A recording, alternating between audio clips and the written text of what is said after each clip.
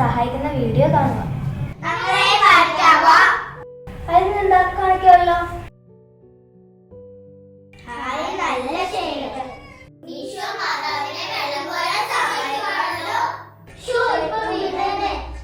എനിക്കാണെങ്കിൽ അമ്മ ഫോൺ തരില്ല, എടുത്താൽ വഴക്കും പറയും.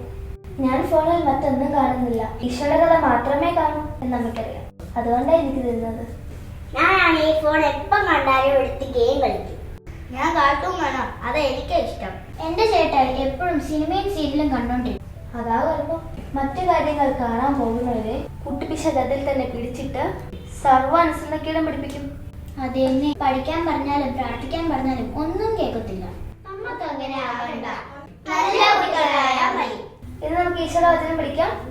ഈശോ ഈശോ ജ്ഞാനത്തിലും ജ്ഞാനത്തിലും പ്രായത്തിലും പ്രായത്തിലും ദൈവത്തിന്റെയും മനുഷ്യരുടെയും പ്രീതിയിൽ വളർന്നു വന്നു.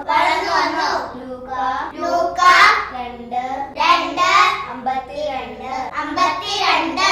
ഈശോ ഈശോ ജ്ഞാനത്തിലും ജ്ഞാനത്തിലും പ്രായത്തിലും ദൈവത്തിന്റെയും മനുഷ്യരുടെയും പ്രീതിയിൽ വളർന്നു വന്നു.